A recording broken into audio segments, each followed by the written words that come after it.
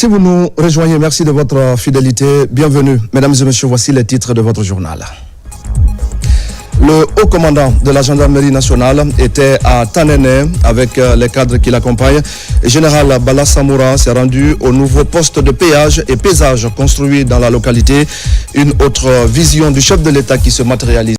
Nous serons ce soir dans les communes rurales de Benti et Kakosa dans la préfecture de Forikaria. Le projet d'appui au système d'activité risicole en territoire de mangrove se met en place.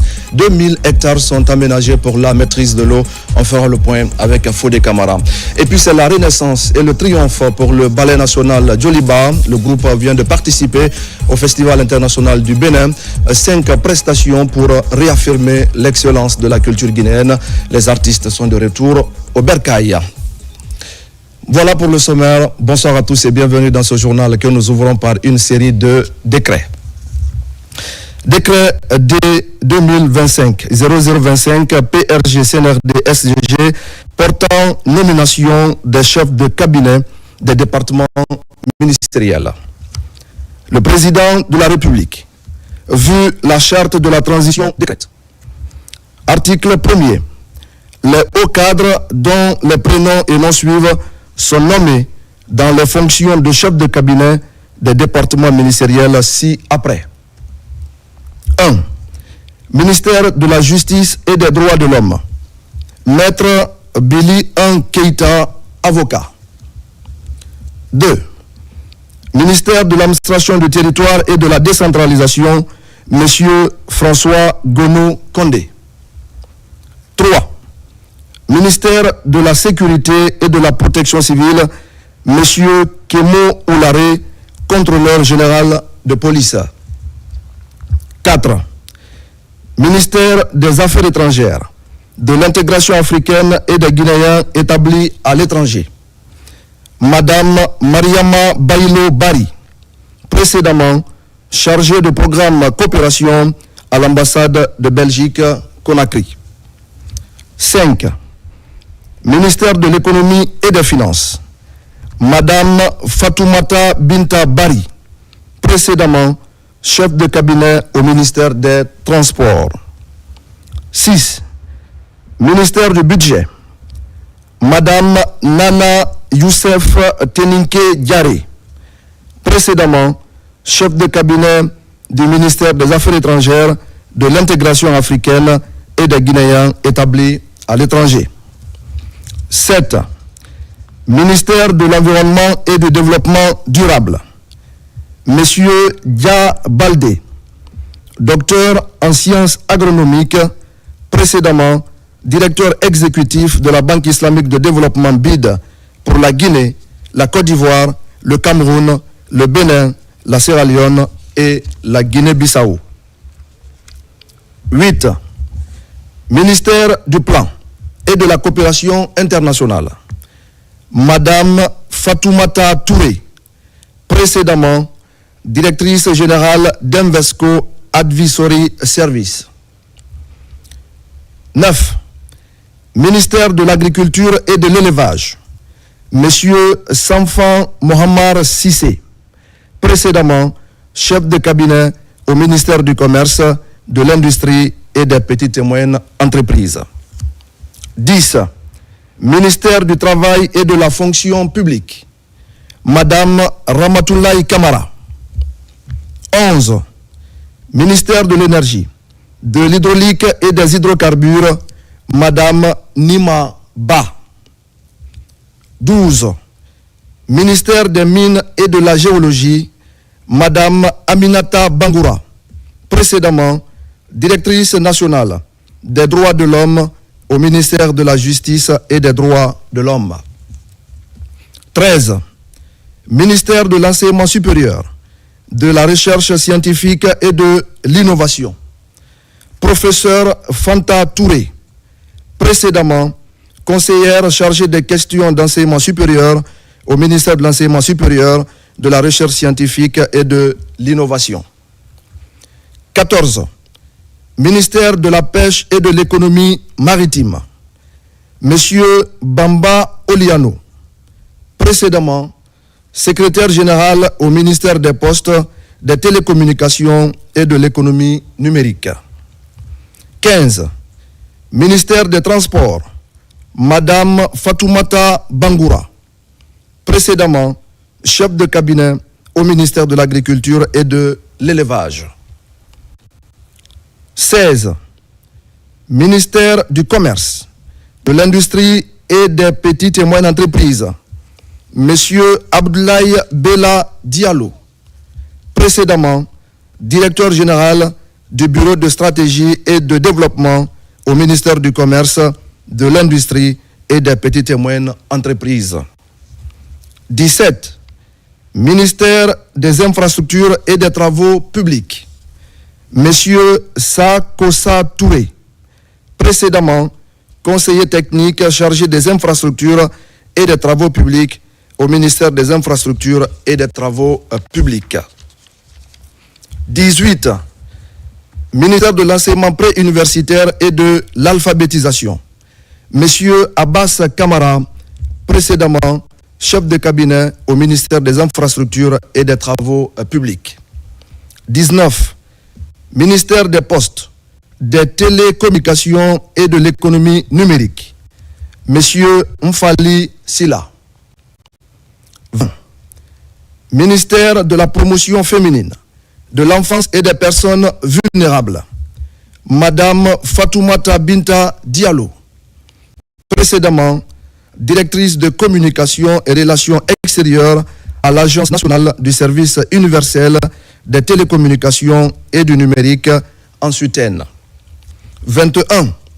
Ministère de l'Urbanisme, de l'Habitat et de l'Aménagement du territoire, chargé de la récupération des domaines spoliés de l'État, Monsieur Mohamed Lamine Bangoura. 22. Ministère de l'Enseignement technique, de la formation professionnelle et de l'emploi, Monsieur Alpha Saliou Kourouma. 23. Ministère de la Santé et de l'Hygiène publique, Dr Pépé Bilivogui. 24. Ministère de l'Information et de la Communication, Madame Adèle Camara. 25. Ministère de la Culture, du Tourisme et de l'Artisanat, Monsieur Tierno Amidou Ba, précédemment chef de cabinet au ministère de l'Enseignement supérieur, de la Recherche scientifique et de l'Innovation. 26. Ministère de la Jeunesse et des Sports, Madame Mahawa Kamara, précédemment chef de cabinet au ministère du Budget. 27. Secrétariat général du gouvernement, Monsieur Ali Traoré, précédemment chef de cabinet au ministère de l'Environnement et du Développement durable. 28. Secrétariat général des affaires religieuses, Dr Jean-Édouard Sagnou. Article 2. Le présent décret, qui abroge toutes dispositions antérieures contraires, prend effet à compter de la date de sa signature et sera enregistré et publié au journal officiel de la République. Conakry, le 6 mars 2025, signé Général Mamadi Doumbouya.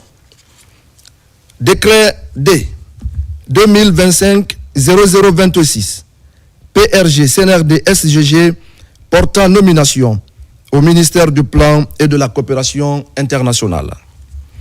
Le président de la République, vu la charte de la transition, décrète. Article 1er. Les hauts cadres dont les prénoms et noms suivent sont nommés dans les fonctions ci-après. 1. Inspecteur général du Plan et de la Coopération internationale, Monsieur Mamadou Saïdou Diallo, précédemment directeur national de la coopération internationale. 2. Inspecteur général adjoint du Plan et de la Coopération internationale, Monsieur Mamadou Dramé, précédemment directeur général adjoint du Bureau d'appui à la coopération avec l'Union européenne. 3. Directeur national du Plan, Dr Hassan Diallo. 4. Directeur national adjoint du Plan, Monsieur Patrice Kamano, précédemment chef de division à la Direction nationale du plan. 5. Directeur national de la population et du développement, Monsieur Abdoulaye Sano. 6. Directeur national adjoint de la population et du développement, Monsieur Nyanama Moussa Keita, économiste. 7. Directeur national de la coopération internationale, Dr Arafan Traoré, spécialiste en analyse des données et en relations internationales. 8. Directrice nationale adjointe de la coopération internationale, Madame Husseinatou Ba, précédemment directrice adjointe de la promotion des investissements à l'Agence de promotion des investissements privés à PIP Guinée. 9. Directeur national des organisations internationales, Monsieur Alfadio Idrissa Han. 10. Directrice nationale adjointe des organisations internationales, Madame Fatoumata Fatim Kaba, consultante, spécialiste de projet Banque mondiale. 11. Directeur général de la coordination et du suivi des aides, Monsieur Mohamed Lamine Kamara, précédemment directeur général adjoint de la coordination et du suivi des aides. 12. Directeur général adjoint de la coordination et du suivi des aides, Monsieur Ousmane Tunkara, trésorier pays d'Access Bank Guinée. 13.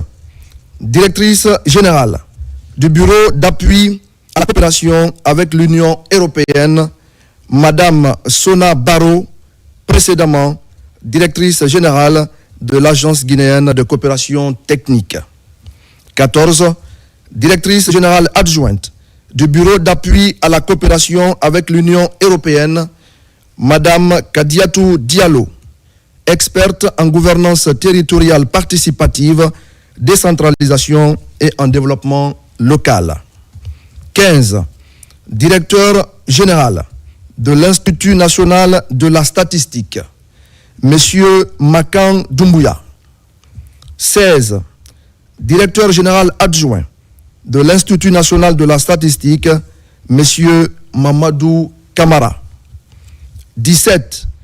Directeur général du Fonds de développement économique et social, Monsieur Mamadou Bobo Diallo. 18. Directeur général adjoint du Fonds de développement économique et social, Monsieur Mohamed Komara, architecte. 19. Directeur général du bureau technique d'appui à la programmation, Monsieur Aboubakar Fofana, précédemment directeur général par intérim du bureau technique d'appui à la programmation. 20. Directeur général adjoint du bureau technique d'appui à la programmation, Monsieur Vivien Loua, informaticien. 21.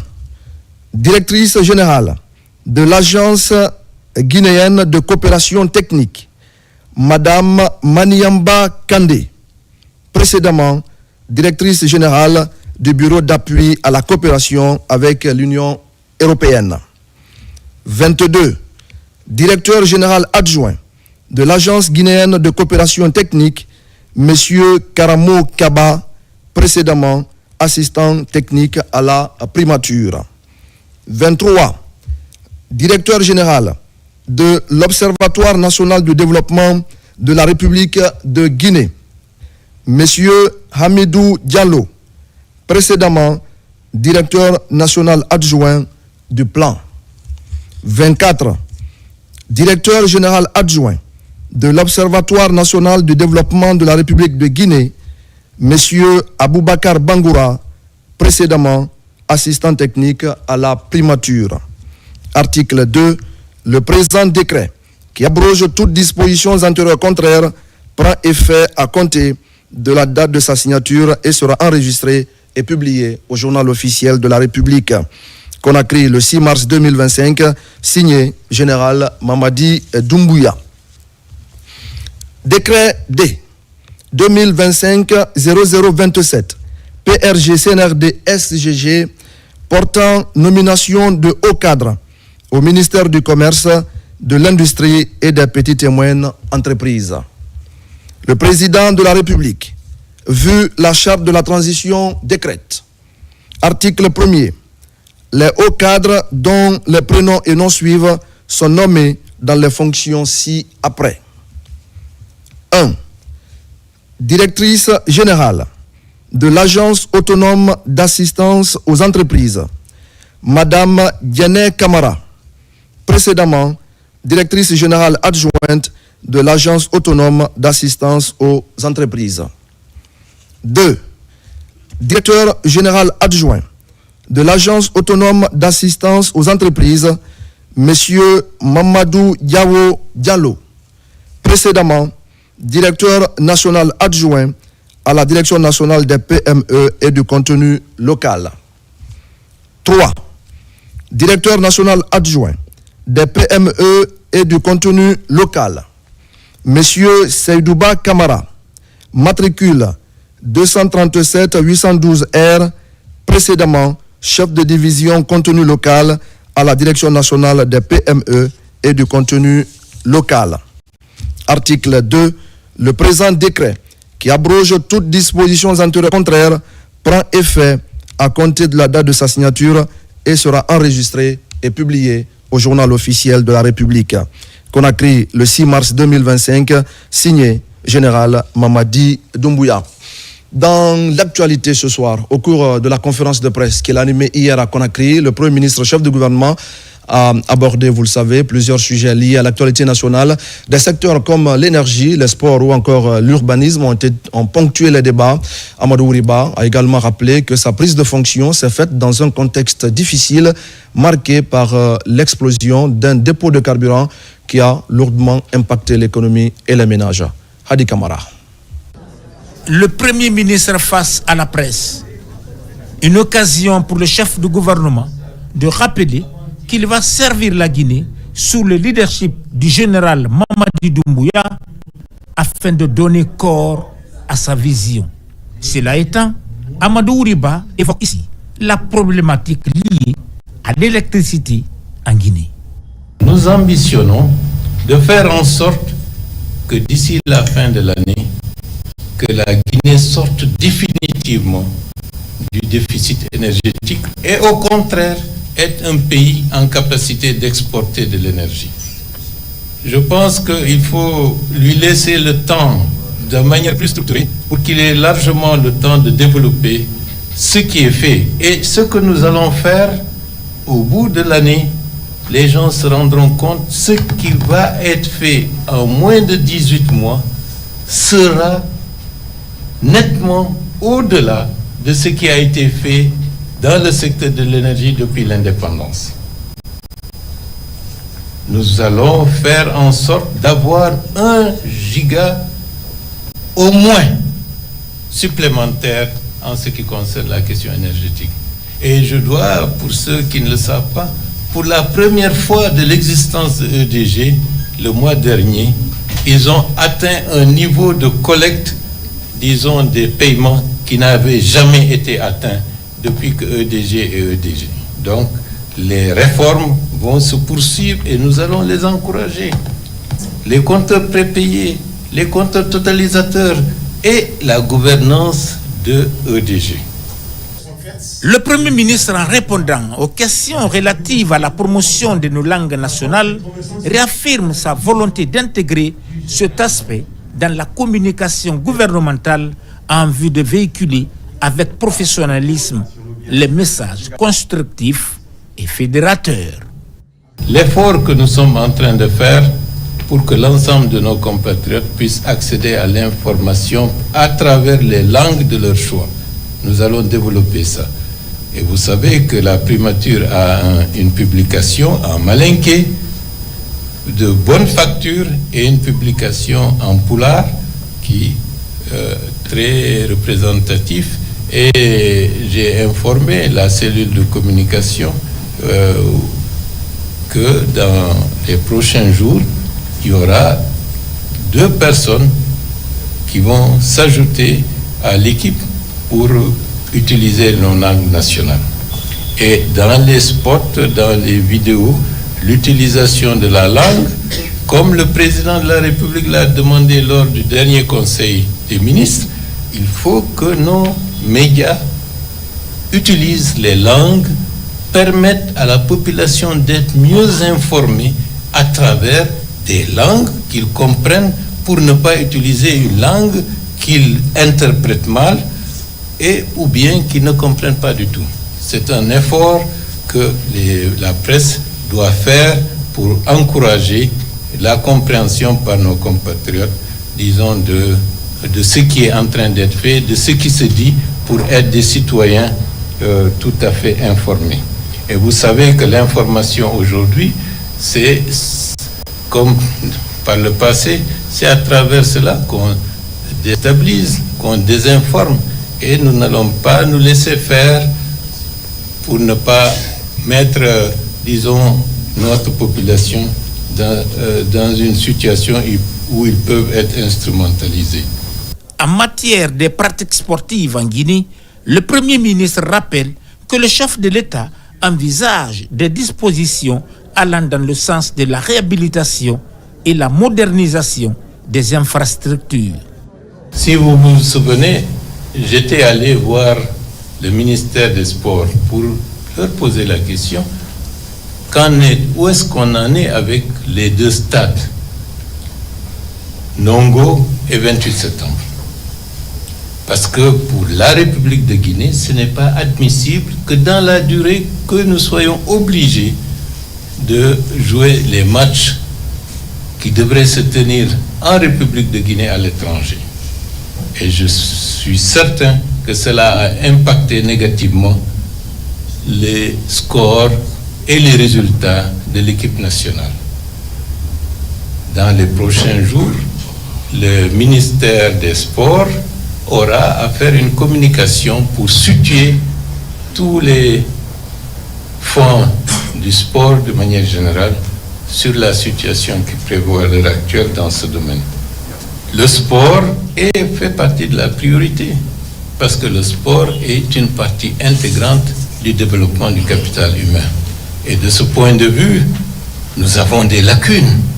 Nous avons une gestion, une gouvernance.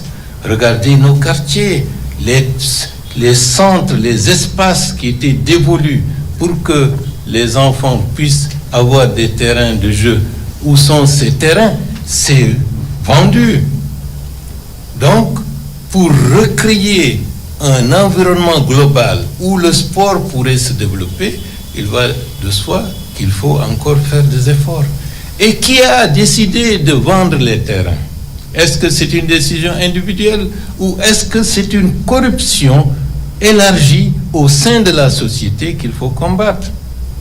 L'État peut être défaillant, la société, à partir de ce moment-là, doit être un contre-pouvoir pour ne pas que ses intérêts spécifiques soient lésés. Le ministre de l'Urbanisme est là. Il sait aujourd'hui quelles sont les difficultés que nous avons pour satisfaire les besoins de construction d'écoles dans l'agglomération de Conakry.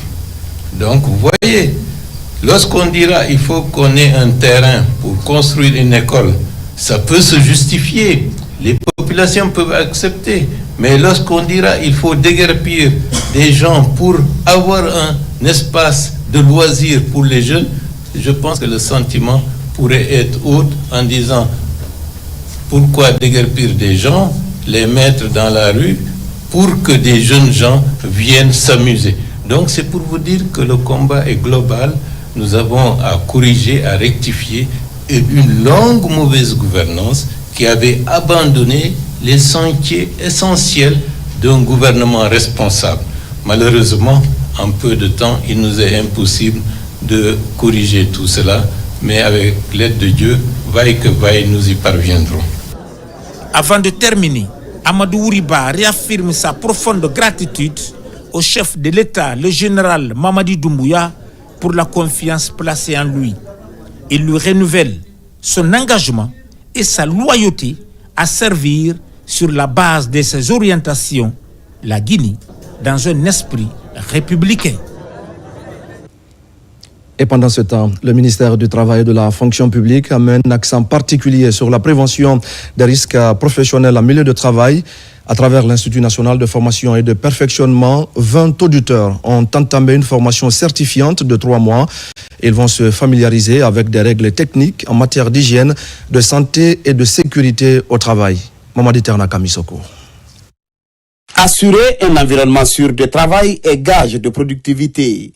C'est ce que le ministère du Travail et de la Fonction publique a compris en misant sur la prévention des risques professionnels. 20 nouveaux auditeurs issus des services publics et privés sont réunis autour des questions d'hygiène, de santé et sécurité. Pendant 3 mois, ils vont apprendre les règles techniques fondamentales de protection de leur environnement et d'interaction avec les communautés locales. C'est une manière de sauver des personnes et vraiment contribuer à ce que les gens ne font pas des accidents de travail. Et aussi, il est très important que nous ici présents venons sains et saufs au travail et nous repartons à la maison sains et saufs. Nous avons mis en place depuis l'année 2024 un curriculum de formation en santé et sécurité sur 3 niveaux que nous avons pu tester l'année passée et nous sommes passés avec l'autorisation bien sûr de l'INFP et du service de santé au travail. Donc nous avons 20 personnes qui se sont inscrits à ces formations. Donc là, nous attendons à ce que ceux-ci soient tous admis après les évaluations de la formation avec une quinzaine de formateurs que nous allons déployer durant les 3 mois de formation. Ce groupe constitue la 2e cohorte d'auditeurs. La session découle de la collaboration entre le cabinet HASEC, l'INFP et le Service national de santé au travail. Dans un monde en perpétuelle et constante évolution, où les risques professionnels sont omniprésents, il est impératif de doter nos cadres et agents des connaissances et compétences nécessaires pour assurer un environnement de travail sûr, sain et productif. Au moins 35 modules seront validés par ces auditeurs avant leur certification. Ils pourront ainsi rejoindre le noyau de spécialistes en hygiène, santé et sécurité en milieu du travail en Guinée. Merci à Mamadi Ternaka Misoko. Et puis, c'est un sujet qui vient de nous parvenir. C'est une nouvelle étape importante qui vient d'être engagée dans le processus de retour à l'ordre constitutionnel. Les activités du panel d'experts chargés d'analyser et de qualifier l'avant-projet de la nouvelle constitution ont été lancées ce jeudi à Conakry. Des explications avec Ablé Diallo. La mise en place de ce comité d'experts chargé de la relecture de l'avant-projet de nouvelle constitution s'inscrit dans le cadre de la mise en œuvre des orientations du président de la République à l'occasion de son adresse à la nation en décembre dernier. Ce panel d'experts nationaux est composé d'éminentes personnalités issues de divers horizons académiques et institutionnels. Ces personnalités sont choisies en fonction de leur intégrité, leur expertise et leur expérience professionnelle. Sous la vision éclairée du président de la République, le président Mamadi Doumbouya, nos conseillers nationaux ont parcouru notre vaste territoire pour recueillir les opinions et les souhaits de notre peuple. Ils ont écouté, absorbé et surtout compris les aspirations les plus profondes de nos concitoyens. Cette démarche, en parfaite adéquation avec la vision du président, vise à doter notre pays d'une constitution non seulement qui nous ressemble, mais aussi qui nous rassemble. Je tiens à rendre hommage à l'ensemble des conseillers nationaux et à tous les acteurs qui ont investi temps et énergie dans ce travail colossal. Votre engagement et votre dévouement envers notre nation sont à saluer et méritent notre plus grande reconnaissance. Vous avez fait preuve d'une détermination remarquable, d'une volonté inébranlable de forger un avenir meilleur pour notre Guinée. Cette cérémonie marque une étape décisive et stratégique du processus constitutionnel engagé par le chef de l'État, le général Mamadi Doumbouya. L'histoire récente de notre pays a démontré que l'élaboration d'une constitution ne peut se limiter à une simple formalité juridique ou institutionnelle. Trop souvent, les textes fondamentaux de notre République ont été élaborés sans une adhésion véritable du peuple, ce qui a conduit à maintes reprises à des crises de légitimité et d'instabilité. Là, nous faisons face à un exercice inédit, inclusif et participatif. Ce projet constitutionnel diffère profondément des précédents car il est le fruit d'un effort collectif sans précédent où toutes les couches sociales et forces vives de la nation ont été consultées. Pour Dr Dansa Kourouma, la composition de ce panel d'experts nationaux relève de la volonté du président de la République. Elle vise à mettre en valeur les compétences et les expériences des experts guinéens pour la consolidation de cet avant-projet de constitution. La constitution n'est pas qu'un problème de régulation des relations entre les entités politiques et entre les institutions. C'est aussi elle qui garantit les relations entre les citoyens, les institutions, les relations entre les pouvoirs et l'équilibre entre les pouvoirs. C'est aussi le creuset de toutes les garanties en matière de droits et libertés fondamentaux. C'est pourquoi nous avons pensé également à ceux qui ont des connaissances en matière de finances publiques, parce que la Constitution régule naturellement la gestion des finances publiques dans un pays à travers les dispositions pertinentes qui touchent la politique budgétaire, tout ce qui est l'élaboration, la soumission et l'adoption, mais aussi le contrôle de l'application de la loi des finances. C'est pourquoi nous avons dans cette salle également M. Amadou Silla, ancien directeur général du budget, ancien directeur général du Trésor. Toutes ces connaissances-là permettront de regarder les mécanismes qu'on a mis en place pour assurer un processus budgétaire transparent qui prend en compte les connaissances les plus récentes en matière de gestion des finances publiques. On ne s'est pas arrêté là. La Constitution exige aussi une connaissance approfondie des textes juridiques. Les magistrats qui sont les praticiens du droit, ceux qui ont la charge d'interpréter nos textes juridiques, nous avons pensé à ceux parmi eux qui ont des connaissances réelles à la matière. C'est pourquoi vous avez un ancien président, premier président de la Cour suprême, qui n'est pas présenté. Monsieur Mamadou Silla, tout le monde connaît sa rigueur, son intégrité. Et c'est une façon aussi de lui rendre hommage pour tous les services qu'il a rendus à ce pays. Le président de la République était clair. Il a dit un panel d'experts nationaux. C'est les experts guinéens qui connaissent les réalités de la Guinée qui vont travailler sur cette constitution. Après les travaux de ce comité d'experts, l'avant-projet de la nouvelle constitution sera adopté à nouveau en plénière par les conseillers nationaux avant sa soumission au référendum. Dans l'actualité encore, je le disais tout à l'heure au sommaire, le haut commandant de la gendarmerie nationale en compagnie de plusieurs officiers et des responsables du fonds d'entretien routier était à Tanene. Général Bala Samoura est allé s'imprégner du dispositif du nouveau poste de péage et pesage implanté sur place. L'occasion pour lui de témoigner toute sa fierté face à cette réalisation qui rime avec la vision du chef de l'État, Général Mamadi Doumbouya. Moussa Komara. Doté des systèmes de détection de dernière génération, de 8 voies dont 4 sens, des capteurs, des barres intelligentes, le poste de péage et de paysage de Tanene accueille le haut commandement de la gendarmerie nationale. Général Bala Samoura, en compagnie du directeur général du fonds d'entretien routier, va apporter son expertise sur la sécurisation de ces sites, qui est une première en Guinée.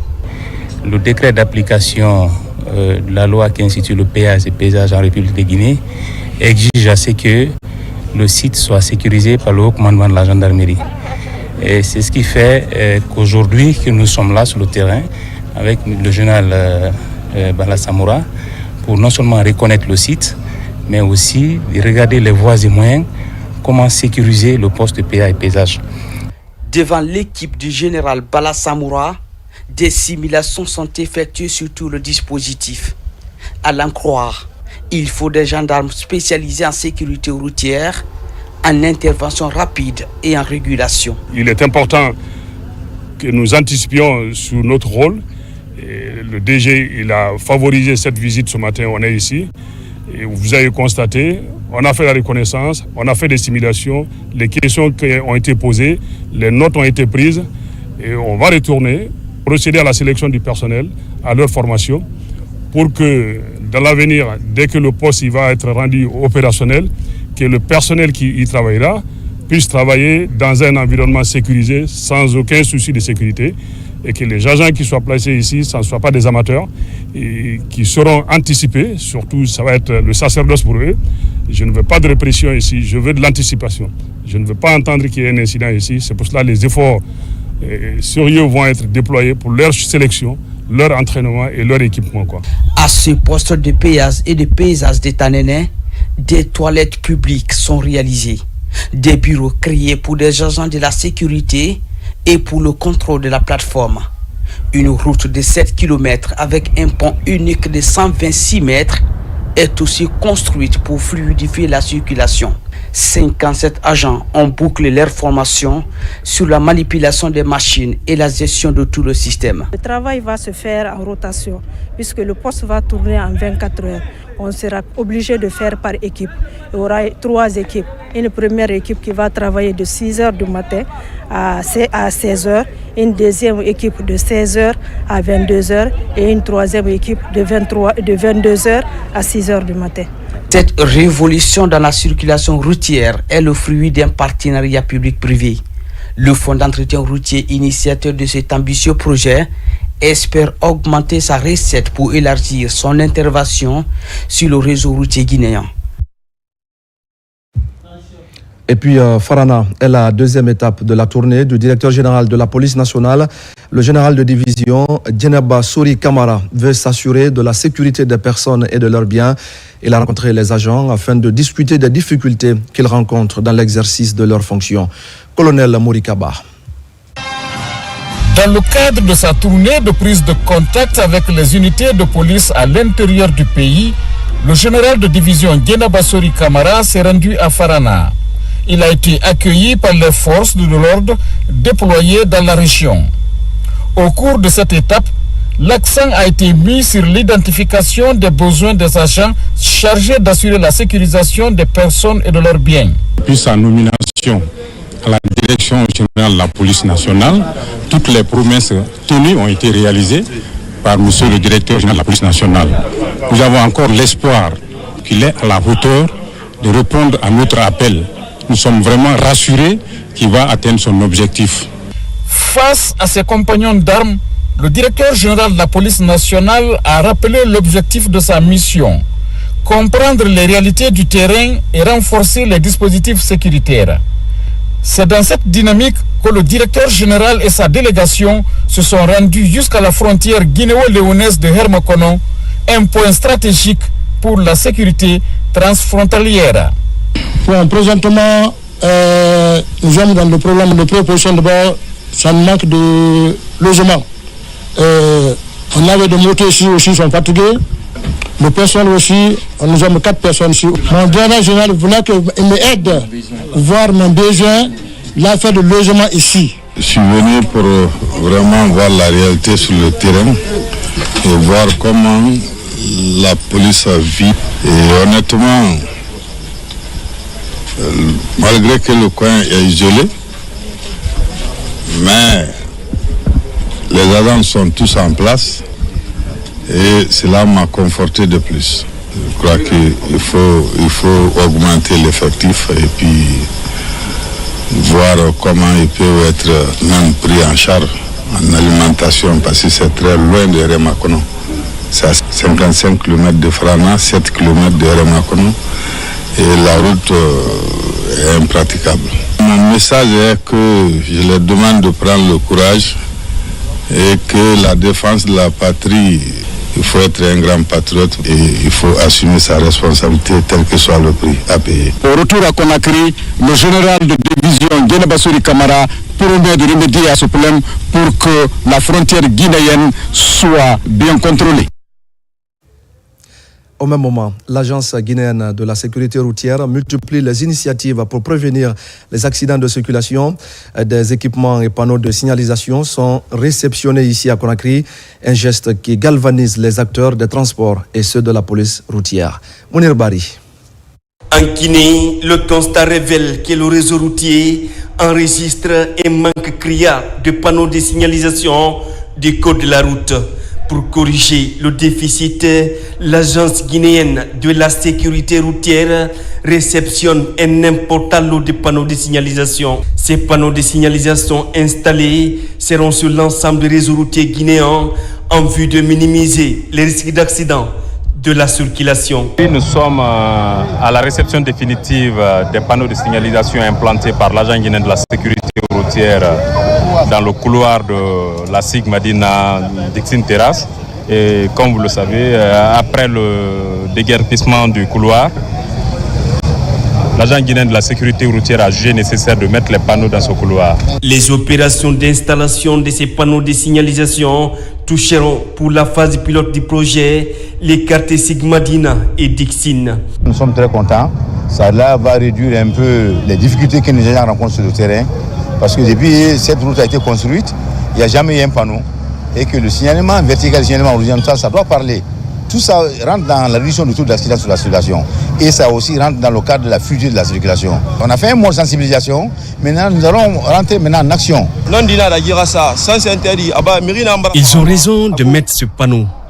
Nombreux sont des personnes victimes du sens interdit. Donc, nous autres conducteurs de véhicules et de motos acceptons désormais d'utiliser le sens normal. On sait combien de fois les agents de sécurité routière font pour épargner le danger. Les commerçants aussi n'ont qu'à libérer les voies publiques. Cet accompagnement du gouvernement guinéen à l'endroit des structures impliquées dans le processus vise à prévenir et à réduire le phénomène sur la route. Une série d'activités de sensibilisation et d'information sera enclenchée dans les prochains mois sur le terrain. Dans l'actualité également, les autorités s'intéressent particulièrement au contenu des programmes diffusés par les médias à l'intérieur du pays et c'est justement pour assurer une meilleure régulation, pour maintenir la paix et la cohésion sociale que les centres de monitoring seront construits dans les régions administratives du pays. Le coup d'envoi des travaux de ces structures de veille et de contrôle des médias est donné à Mamou et à Kindia. Amadou Touré. Pose de la première pierre du centre régional de monitoring de la haute autorité de la communication HAC pour la région administrative de Mamou. Une initiative du gouvernement guinéen visant à veiller au bon fonctionnement du travail des journalistes.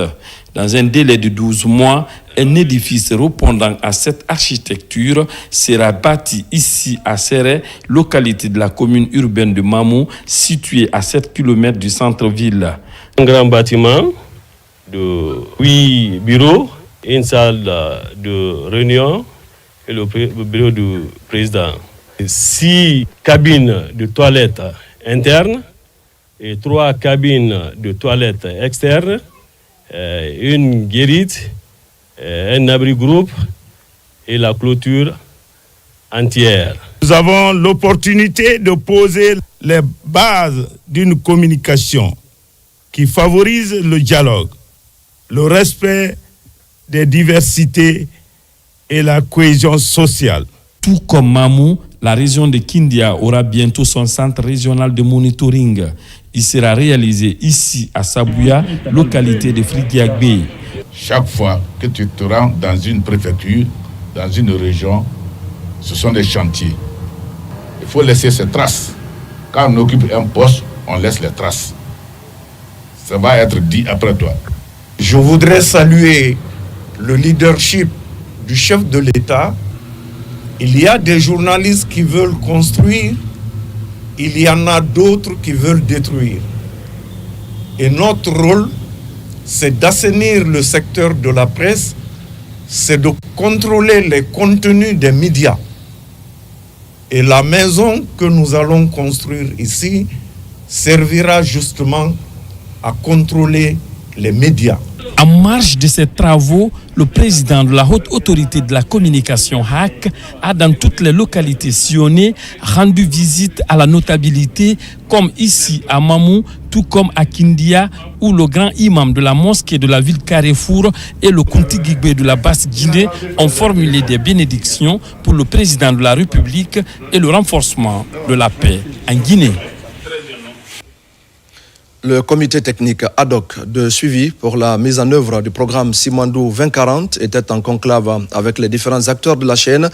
La démarche vise à sensibiliser ces acteurs sur la nécessité d'accorder une diligence dans le traitement des dossiers avec mention programme Simandou 2040. Mamadi Gassama. En application de la lettre du ministre de l'Économie et des Finances relative au suivi de la mise en œuvre des projets Simandou 2040, le comité technique ad hoc tient sa toute première rencontre. Il s'agit d'échanger avec les différents acteurs de la chaîne sur les modalités de suivi et procédures d'exécution des 28 projets pilotes recensés au titre de l'exercice 2025. Aujourd'hui, il était important pour nous de nous retrouver avec l'ensemble des acteurs qui travaillent dans la chaîne d'exécution des projets et programmes Simandou 2040 pour les sensibiliser sur toute la diligence et la célérité qui doit être de mise dans l'exécution des programmes et projets qui s'inscrivent dans le cadre du programme Simandou 2040.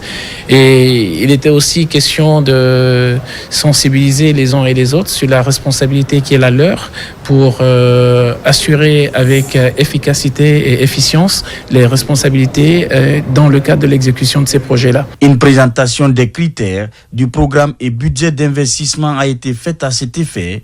L'idée est de porter à l'attention des acteurs la nécessité d'accorder un traitement diligent au dossier avec mention projet Simandou 2040. Plusieurs dispositions sont déjà prises au niveau de la direction des investissements. Ces projets sont classés comme projets hautement prioritaires, effectivement. Ils sont tous en cours d'exécution. Et une mention spéciale au niveau du système intégré de gestion a été observée pour tous ces projets. Au niveau du ministère du Budget également, la chaîne de dépenses, tous les bordereaux qui sont issus de ces projets seront mentionnés PS 2040. Ça veut dire qu'une fois que ce dossier arrive dans un circuit administratif, on doit faire en sorte que ces dossiers ne prennent pas assez de temps dans le processus de traitement au niveau sectoriel. Le programme Simandou 2040 se veut un programme qui s'identifie aux préoccupations des populations guinéennes avec pour objectif l'amélioration de leurs conditions de vie. La modernisation de l'administration fiscale se poursuit avec une nouvelle dynamique. Les cadres de la Direction générale des impôts ont entamé ce matin une formation dans ce sens. La session est axée sur la maîtrise du système fiscal guinéen et l'éthique de l'agent public. Mamadou Saliouba commente les images de Isiaga Kamara. Investi de la lourde mission de mobilisation des recettes fiscales, ces cadres de la Direction générale des impôts améliore les compétences pour plus d'efficacité dans le travail. Pour cette session, ils approfondissent les connaissances sur le système d'administration fiscale. Les thèmes qui nous rassemblent aujourd'hui sont d'une importance capitale. D'une part, la maîtrise de sa FIG 2. Notre outil de travail collaboratif est essentiel pour fluidifier nos échanges, améliorer la traçabilité de nos actions et garantir une gestion fiscale plus transparente et efficiente. Dans un contexte où la digitalisation est un levier incontournable de la modernisation, sous l'impulsion des autorités du CNRD, la modernisation de l'administration fiscale se matérialise progressivement. Les cadres de la Direction générale renforcent les compétences sur l'éthique de l'agent public et l'utilisation des outils collaboratifs. Je pense que c'est une prise de conscience générale de l'ensemble des cadres qui est absolument utile dans le cadre d'une amélioration, je dirais, des modes de fonctionnement, du rapport à l'usager et du respect des règles qu'on doit observer. La DGI doit être sur toute l'étendue du territoire. Et par conséquent, l'accès par un outil web permet de régler cette fracture numérique. Forcément, c'est l'utilisation de l'outil et bien évidemment avec un impact direct, c'est l'amélioration de la performance.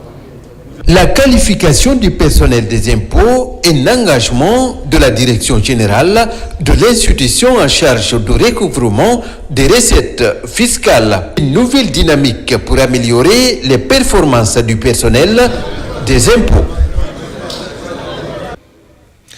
L'actualité de ce jeudi, c'est aussi l'Union des cadres pour la paix de Farana qui multiplie des actions de soutien aux idéaux du président de la République, général Mamadi Doumbouya.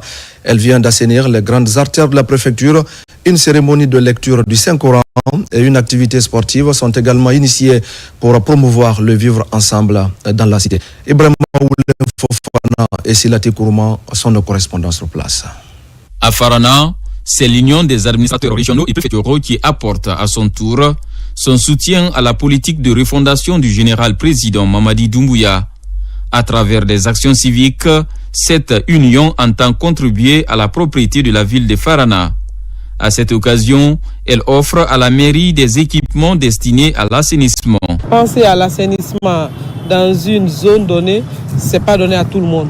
Donc, si les fils aujourd'hui se réunissent avec les cadres pour penser à ce genre d'initiative, vraiment cette initiative est à saluer. L'objectif vise à rendre ce matin Farana une ville propre et après l'assainissement et faire le don des équipements d'assainissement à la délégation spéciale de Farana pour pérenniser ses acquis et continuer également à reconnaître les acquis du président de la République, le général Mamadi Doumbouya. De là, ces responsables locaux se sont retrouvés à la mosquée et à l'église de la ville de Farana. Ces leaders des deux confessions religieuses ont fait des prières et bénédictions pour la paix et la cohésion en Guinée. Nous sommes à la grande mosquée pour la prière. Les imams ont prié pour les Guinéens dans l'ensemble. Ils ont prié pour les autorités et particulièrement le gouvernement et son Excellence, Monsieur le Président de la République, chef de l'État, chef suprême de l'armée. Depuis son arrivée à la tête du pays, ses réalisations sont satisfaisantes. Nous avons lu le Coran 3 fois en faveur du président Mamadi Doumbouya.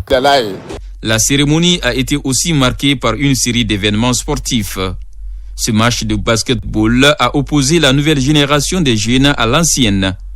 Ensuite, des matchs de football ont mis aux prises l'équipe des administrateurs à celle de la presse. Mais aussi l'équipe des militaires a été opposée aux conducteurs de mototaxi. Un moment propice pour ces acteurs de renforcer davantage la cohabitation pacifique à Farana. Et nous allons parler maintenant de la préservation de la biodiversité. Un atelier national se tient à Conakry dans le cadre du projet BioDev 2030. C'est une initiative de l'Union internationale pour la conservation de la nature financée par l'Agence française de développement. L'objectif est d'évaluer l'impact sur la biodiversité des pratiques productives dans l'agriculture, les mines ou encore dans la foresterie. Sona Sagnon. Cette rencontre rassemble des représentants des institutions publiques, de la société civile et des partenaires au développement. Ensemble, ils travaillent à identifier des solutions concrètes pour mieux intégrer la biodiversité dans les stratégies économiques nationales. Ces deux sessions de dialogue marquent vraiment une étape importante de la mise en œuvre du projet. Et partant de là, des recommandations seront faites au gouvernement, à l'État guinéen, pour essayer de voir comment engager des réformes un peu profondes au niveau des politiques de ces trois secteurs.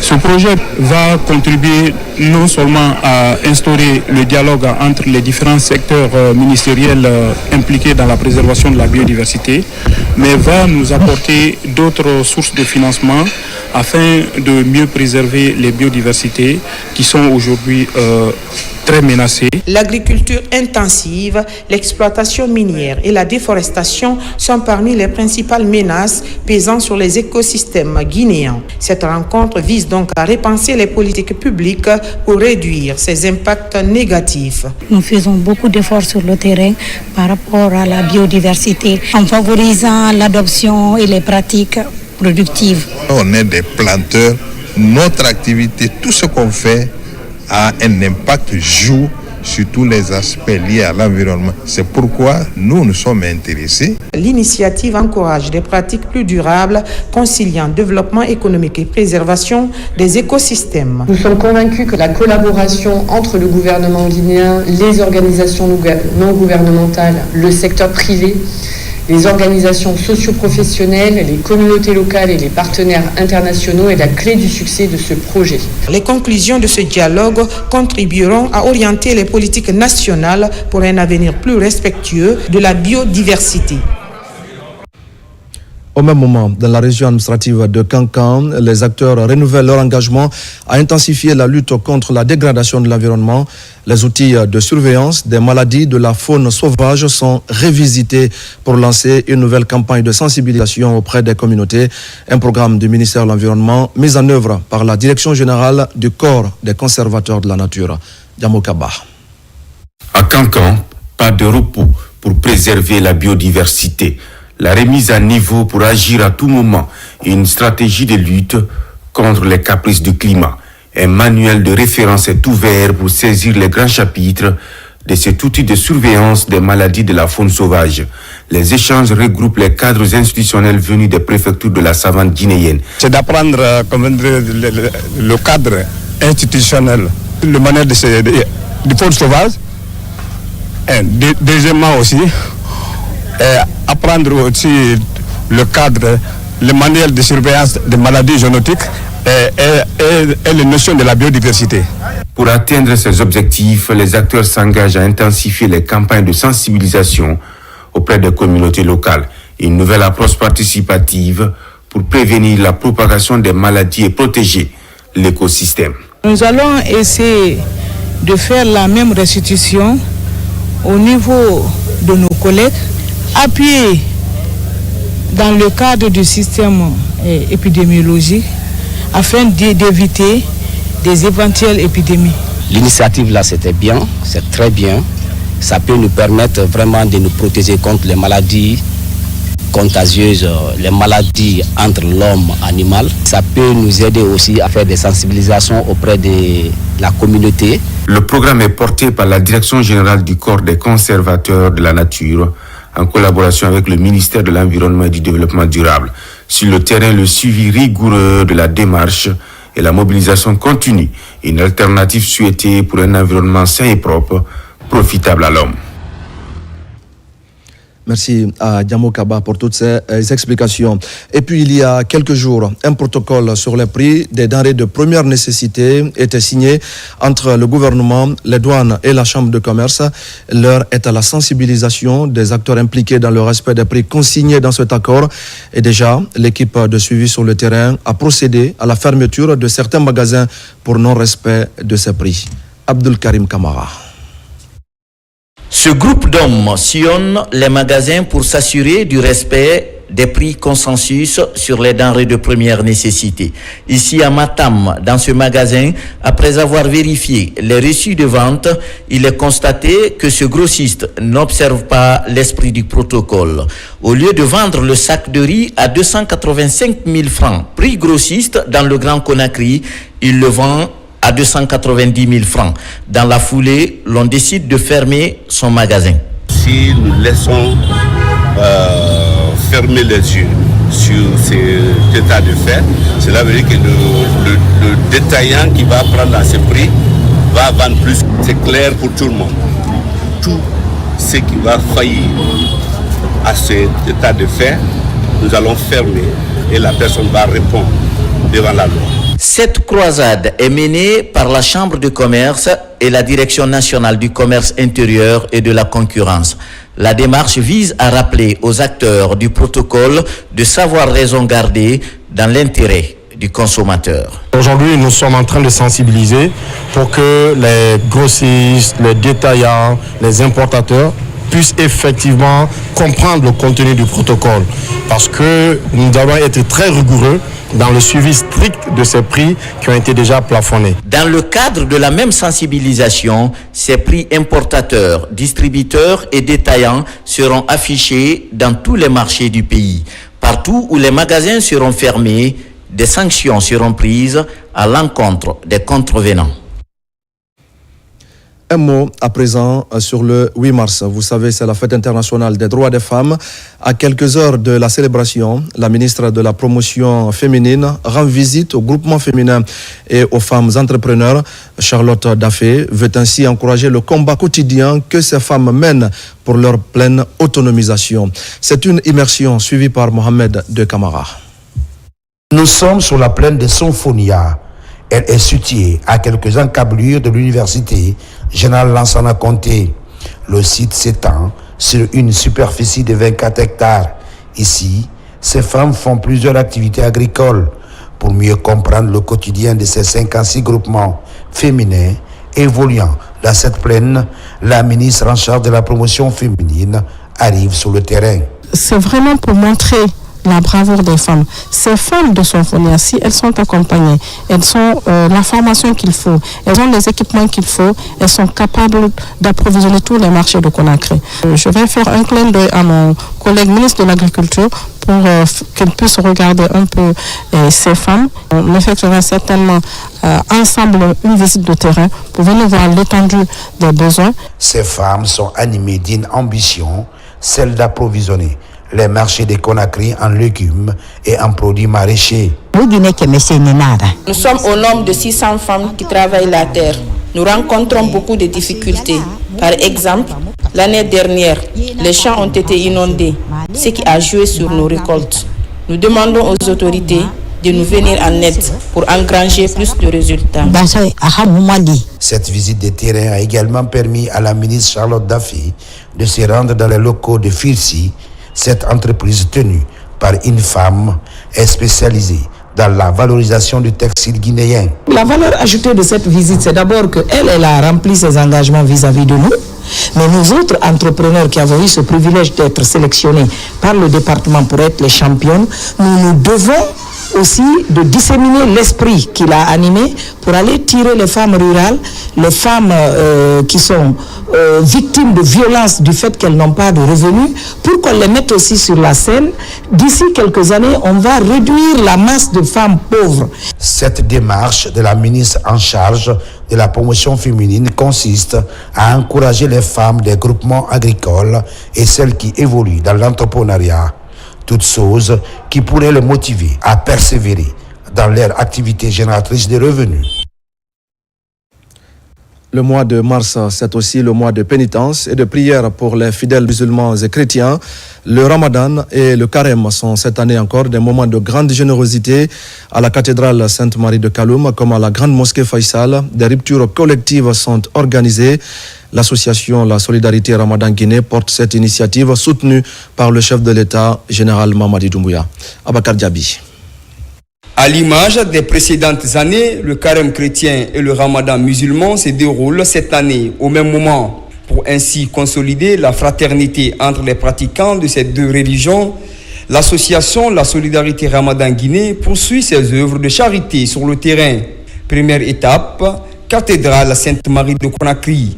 Ici, les fidèles chrétiens bénéficient de ce geste de charité de la part de ces philanthropes issus de la diaspora guinéenne. La solidarité Ramadan Guinée et surtout pour la Guinée qu'il y ait la paix et la quiétude. Nous remercions très sincèrement le président de la République parce que franchement là il ne fait aucune différence entre les religions. De là, nous voici à la grande mosquée Faisal qui constitue la deuxième étape. Il est exactement 19h15, l'heure indiquée pour la rupture du jeûne.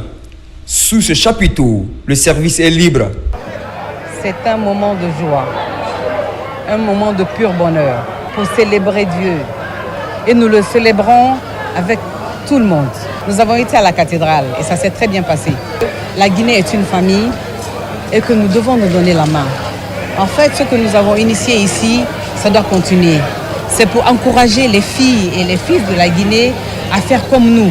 Se dire que chacun peut faire quelque chose. Cette initiative, portée par le gouvernement guinéen, vise à consolider les bases fondamentales de la cohésion sociale et du vivre ensemble entre tous les fils et filles du pays, comme le souhaite le chef de l'État, général Mamadi Doumbouya. Ce geste hautement apprécié par les fidèles musulmans et chrétiens de la République de Guinée à travers les dirigeants au niveau de Conakry.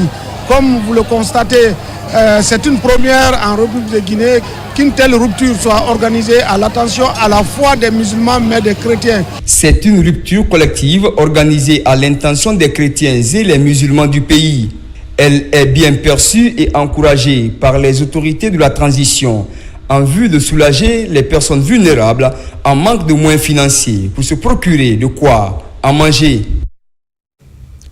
La structure Nana Guinée International, sous la direction de son PDG, Sekouba Kamara, a également offert des vivres à la communauté musulmane de Kamsar, une initiative en phase avec la vision du président de la République et qui vise surtout à soulager de nombreuses familles en cette période de jeûne.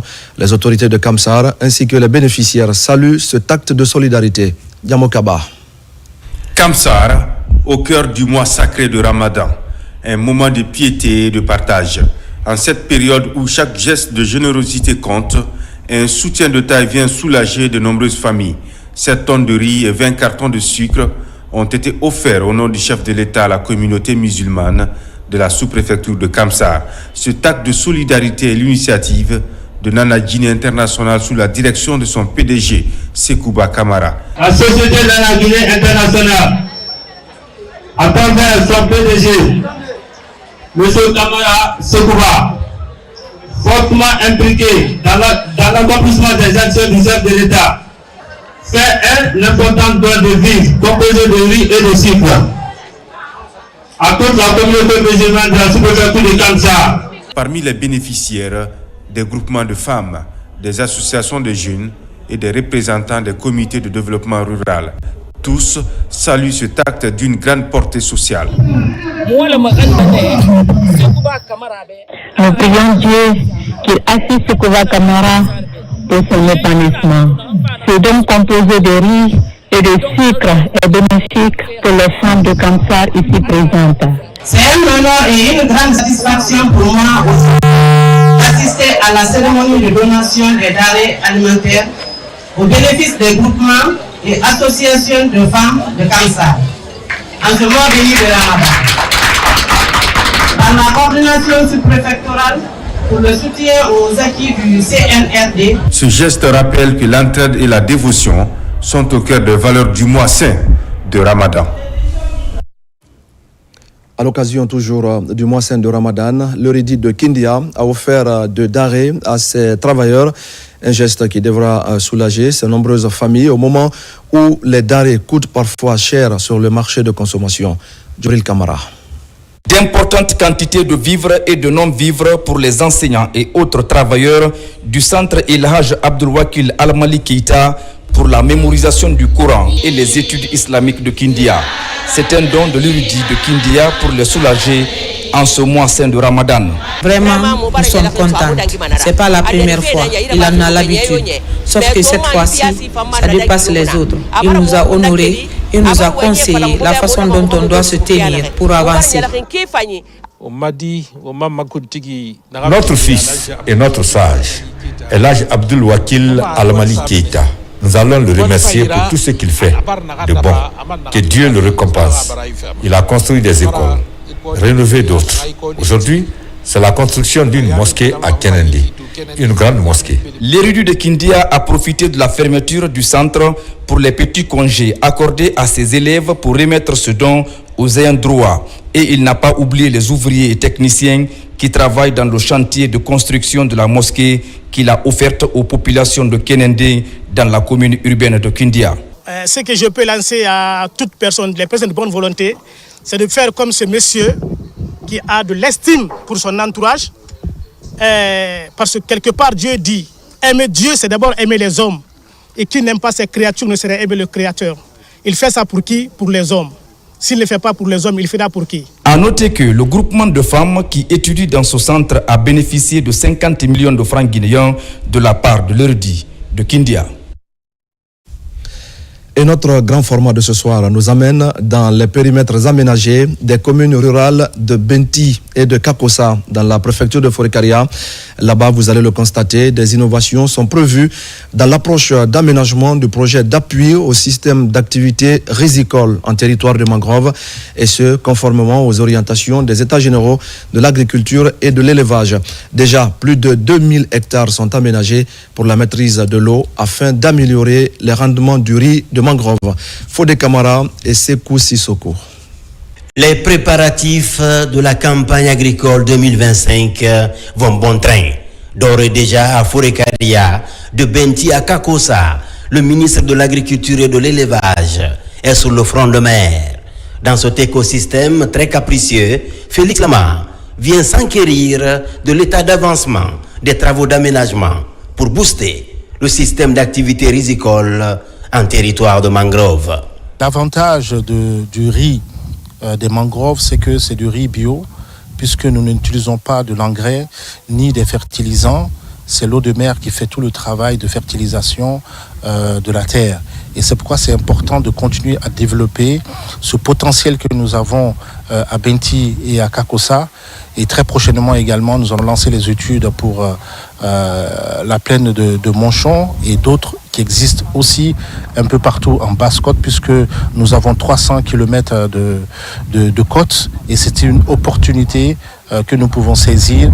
Ça et là, comme ici à Benti, de Bouramaya à Katouruma, en passant par Kaleire, le regard du visiteur est attiré par les premières empreintes de ce chantier de maîtrise de l'eau. Des digroutes, des vannes, des ceintures de protection et autres ouvrages vont réguler les remontées salines en zone de mangrove. Depuis 1800, la digue qu'on a vue aujourd'hui à Benti, on ne l'a jamais vue. Une digue avec un respect en forme, un respect en ligne, un respect en teneur, avec une protection d'une superficie qui dépasse 600 hectares. Et j'ose vous dire que malgré la montée saline de cette année à Benti, le plus pauvre paysan a récolté 1,5 par hectare au de 600 hectares. Donc nous sommes partis, mais il y a une variation. Nous quittons de 800 kg à l'hectare pour maintenant 1,500 jusqu'à 2 tonnes à l'hectare. Grâce à vous, monsieur le ministre, grâce au président de la République, son Excellence le général Mamadi Doumbouya. En matière d'aménagement, pour sortir de l'éternel recommencement, l'unité de coordination du projet d'appui au système d'activité risicole expérimente des innovations. En territoire de mangrove, des mécanismes d'élévation, des digues de protection sont envisagés en amont et en aval, avec une implication plus accrue des producteurs bénéficiaires. On a vu des ouvrages réalisés par le PDRK, aujourd'hui qui ne sont plus fonctionnels, tout simplement parce qu'ils n'ont pas tenu compte du drainage, de la communication hydraulique entre l'amont et l'aval. Aujourd'hui, nous avons réalisé des ouvrages en les enfonçant pour permettre vraiment le drainage. Avec la construction de ces ouvrages, on parvient à drainer rapidement l'eau et l'ouvrage qui est construit est muni de vannes à clapet en polyester. Là, c'est une innovation dans le cadre de ce projet parce que ce polyester, il n'est pas oxydable, il n'est pas menacé par l'eau de mer et il résiste totalement vraiment à l'eau de mer. Avec un potentiel de plus de 20 000 hectares, soit plus de 10 000 rizicultivables, Kakossa est la principale rizière de la préfecture de Forêt-Karia. Aujourd'hui, à Kakossa, en plus de l'ouverture des drains et de la réalisation des pistes de desserte et des ouvrages de franchissement, l'approche d'aménagement du projet Saritem permet de maîtriser les caprices de la mer. Le cas spécifique de Kakossa, il faut dire que les travaux qui ont été réalisés ici ont permis de sauver l'île de Kakossa. Parce que les inondations ne permettaient plus aux populations, aux insulaires de pouvoir y résider, même de pouvoir se rendre sur l'île. Mais aujourd'hui, avec ces travaux d'aménagement, les populations peuvent lancer un ouf de soulagement et peuvent se rendre tranquillement sur les îles, mais également réaliser des travaux de risicole au niveau de ces mangroves-là. Après avoir aménagé plus de 2000 hectares à Benti et Kakossa, ce projet fleuron de la coopération franco-guinéenne s'apprête à engager une deuxième phase de 30 millions d'euros. Un investissement fruit d'une requête des autorités du ministère de l'Agriculture auprès de l'Agence française de développement. Merci à Fodé Camara et à Sekou Sissoko pour le grand format de ce soir. Et puis c'est la préfecture de Koya que la fédération Mounafani de Kindia et le Fonds des Nations Unies pour l'enfance ont choisi pour célébrer en différé la journée internationale tolérance zéro aux mutilations génitales féminines. Cette journée de rappel a rassemblé les élèves et les citoyens, une occasion pour les initiateurs d'informer et de sensibiliser les participants sur les différentes formes de violences faites aux femmes. Lansana Kamara et Marwan Kamara. Journée internationale tolérance zéro au MGF. C'est la maison des jeunes de la préfecture de Koya qui est choisie par la fédération Mounafani de Kindia et son partenaire UNICEF pour célébrer en différé cette importante journée.